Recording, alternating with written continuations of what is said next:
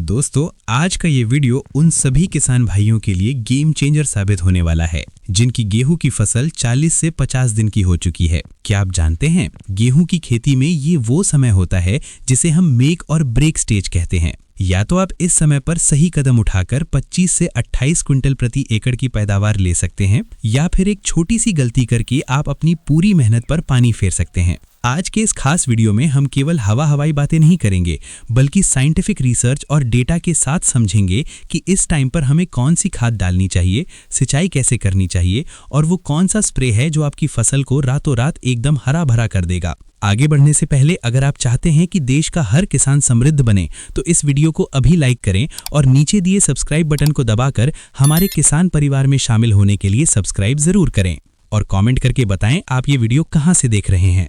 तो चलिए फिर शुरू करते हैं आज का ये खास वीडियो। किसान भाइयों, 40 से 50 दिन के बीच गेहूं की फसल अपनी लेट टिलरिंग यानी कल्लों के फुटाव के अंतिम चरण और जॉइंटिंग स्टेज की शुरुआत में होती है। इस समय पौधे के भीतर बालियां बनने की प्रक्रिया यानी प्रिमोर्डिया इनिशिएशन शुरू हो रही होती है। अगर इस वक्त पौधे को सही पोषण नहीं मिला तो बालियां छोटी रह जाएंगी और दानों का भराव सही नहीं होगा। इस दौरान पौधे को मुख्य रूप से नाइट्रोजन, फास्फोरस, पोटाश और कुछ सूक्ष्म पोषक तत्वों यानी माइक्रो न्यूट्रिएंट्स की सबसे ज्यादा जरूरत होती है।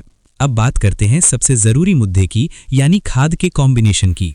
इस समय आपको 3 चीजों पर ध्यान देना है। यदि आपने दूसरी सिंचाई अभी तक नहीं की है तो 30 से 40 किलो यूरिया प्रति एकड़ खेत में जरूर डालें। ध्यान रहे, यूरिया की पूरी मात्रा 55 दिन के अंदर खत्म हो जानी चाहिए। और दूसरा है पोटाश, MOP। कई किसान इसे शुरुआत में नहीं डालते हैं। अगर आपने भी नहीं डाला है तो 20 किलो पोटाश इस समय अपनी फसल को दें। ये दाने की चमक और वजन दोनों बढ़ाता है। और इसके साथ जिंक सल्फेट दें। अगर आपको खेत में हल्का पीलापन दिख रहा है तो 33% वाला जिंक सल्फेट 5 किलो यूरिया के साथ मिलाकर खेत में छिड़काव करें। ये प्रकाश संश्लेषण यानी फोटोसिंथेसिस की प्रक्रिया को तेज करता है, जिससे आपकी फसल एकदम तंदुरुस्त रहती है और उत्पादन में इजाफा होता है। किसान भाइयों, जमीन में खाद डालने के साथ साथ इस समय गेहूं की फसल को एक स्प्रे करना अमृत के समान होता है। इसलिए इस सिचुएशन पर गेहूं की फसल को इस दवाई का स्प्रे करना आपकी फसल के लिए बहुत ही फायदेमंद साबित हो सकता है ज्यादा उत्पादन लेने के लिए। अगर आप 1 किलो NPK 19-19-19 को 150 से 200 लीटर पानी में मिलाकर स्प्रे करते हैं तो ये सीधे पत्तियों के जरिए पौधे को ताकत देता है, जिसके कारण पौधे गहरे हरे रंग के दिखाई देते हैं। पौधों का तना मजबूत बनता है, जिससे आंधी तूफान में गेहूं के पौधे जमीन पर नहीं गिरते हैं या कम गिरते हैं।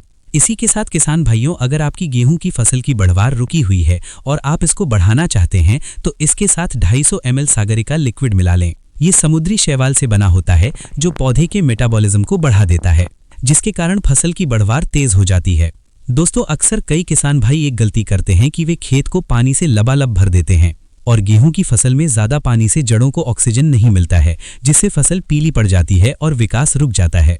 इसलिए किसान भाइयों, अगर आपको गेहूं की फसल से अच्छा उत्पादन लेना है तो हमेशा गेहूं की फसल को हल्की सिंचाई करें।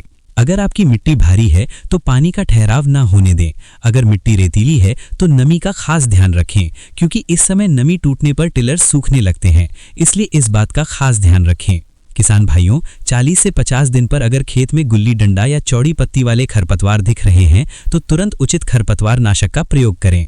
साथ ही अगर फसल पीली दिख रही है तो इसका कारण या तो जिंक की कमी है या फिर भारी सिंचाई है।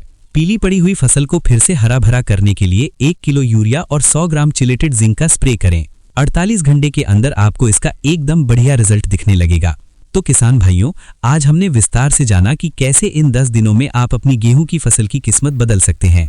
हमने यूरिया, पोटाश, NPK स्प्रे और सिंचाई के उन नियमों को समझा जो साइंटिफिक रूप से प्रमाणित हैं। अगर आपके मन में इस वीडियो को लेकर कोई भी सवाल है, चाहे वो खाद की डोज को लेकर हो या किसी बीमारी को लेकर, तो नीचे कमेंट जरूर करें। मैं हर कमेंट का जवाब देने की कोशिश करूंगा।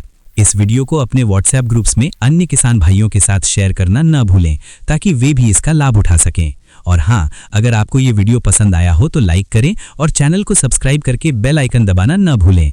मिलते हैं अगले वीडियो में, तब तक के लिए जय जवान जय किसान।